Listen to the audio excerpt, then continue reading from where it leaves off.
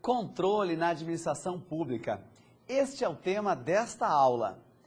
Importante frisar que na contabilidade pública, nas finanças públicas, no patrimônio público, o que impera é o princípio do controle.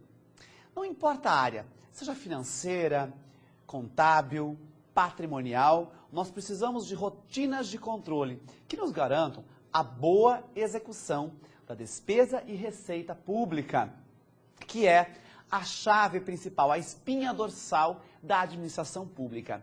Receitas bem arrecadadas e pressupõe, então, controles para a boa arrecadação, desde buscar as boas fontes de recursos, o controle para não deixar o recurso escapar dos poderes do Estado, né? E as despesas públicas, a boa aplicação, controles para a boa aplicação pública garantem ao Estado, então, formas de gerir bem a administração.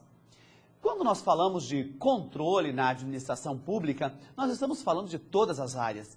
Ele é necessário, é imperativo que ele esteja presente em todas as áreas, os controles. E esse, então, vai ser o motivo da nossa fala agora, para trabalhar melhor formas de estruturar o controle na administração pública. Às vezes, quando nós falamos a palavra controle, o gestor público fica preocupado. Por quê? Porque ele pode entender como perder um pouco o seu poder de discricionariedade, de dizer o que fazer, como fazer, aonde fazer. Mas o controle não pode ser visto como ou entendido como um policiamento, e sim, certo? Como uma forma de gerir melhor o recurso público. Acompanhem comigo esse item que eu trouxe para nós aqui. Vejam, toda vez que nós formos falar de controle, nós precisamos ter em mente isso.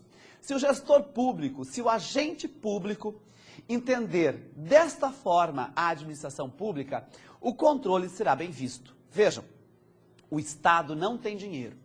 Nenhum dinheiro do Estado, o dinheiro antes e depois de entrar nos cofres públicos, pertencem ao povo. Vejam, quando o gestor público pensa dessa maneira, quando o agente público, não importa a função que ele execute, pense da maneira que o dinheiro que está no cofre público, o dinheiro que pertence ao erário, não é do Estado, não é da prefeitura, não é do órgão estadual, não é da fundação, não é da autarquia. Aquele dinheiro é do povo. E se é do povo, um dos princípios é primordial, o princípio ao controle, o direito ao controle, correto? Controlar o recurso público, estruturar formas que garantam a boa aplicação é primordial numa administração moderna, numa administração democrática, certo? E que valoriza o recurso público. Vejam, pensar dessa forma é pensar diferente. E a administração pública, nós podemos ver aqui, ela pode existir de três maneiras. Ela pode ser uma administração pública tradicional, correto? O que é uma administração pública tradicional? É aquela regida por regulamentações, política tributária, licenciamento e contratações. E o que isso tem a ver com controles? Vejam, quanto mais apurados os controles, mais moderna é a forma de administração. Então, se você tem controles modernos, você modernizou a administração e a sua administração não vai ser tradicional como nós vimos. Mas não é bom uma administração tradicional? Não. A administração tradicional, ela está atrasada, correto? Vamos imaginar um modelo clássico de administração tradicional. Vejam, nós vivemos hoje, não importa o tamanho da cidade, um problema muito sério com o transporte. A mobilidade urbana, né? A política aí que produziu, que fez com que a população tivesse acesso a veículos, inchou as cidades. Nós temos hoje um grande número de veículos para um trânsito que se tornou lento, né?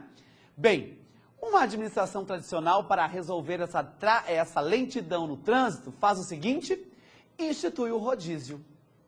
Essa é um modelo tradicional. Mas não é bom? Claro que não é bom.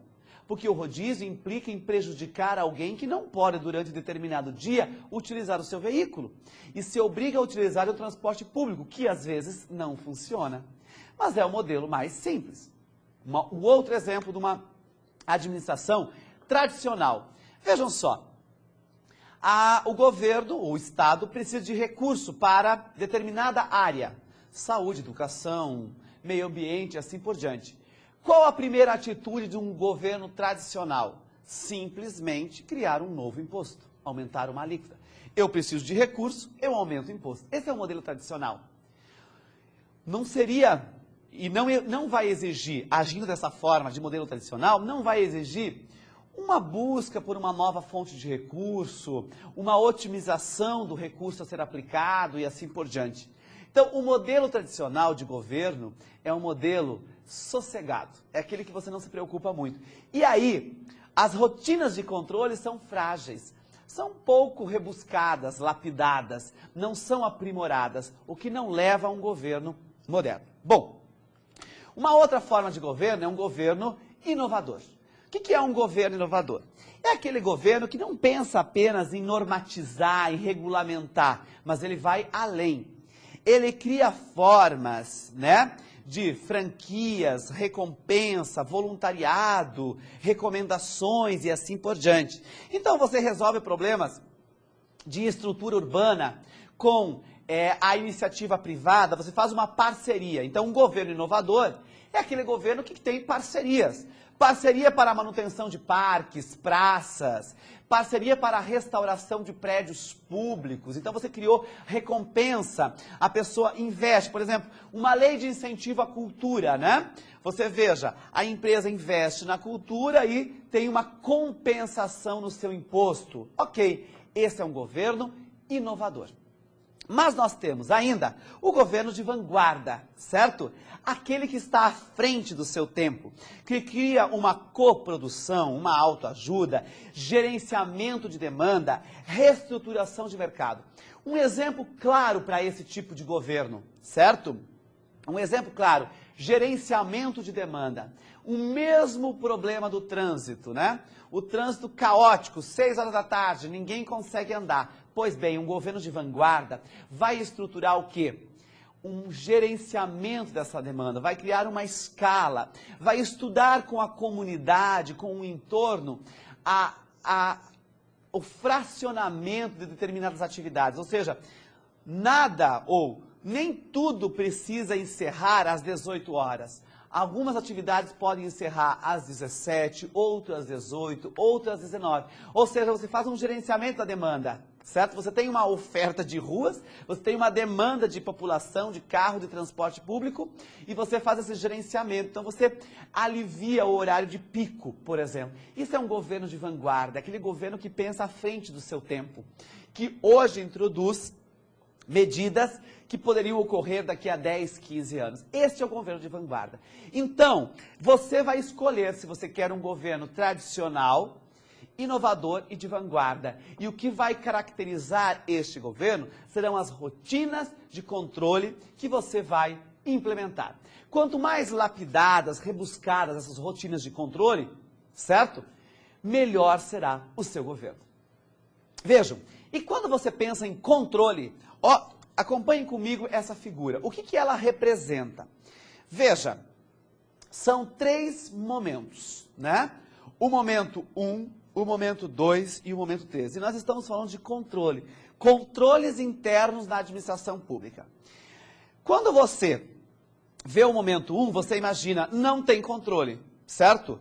Bagunça, informações perdidas, nada encontrado, não tem avaliação de resultado, não tem meta estabelecida, não tem indicador definido para você criar um acompanhamento. Momento 2, a implantação de rotinas de controle, certo?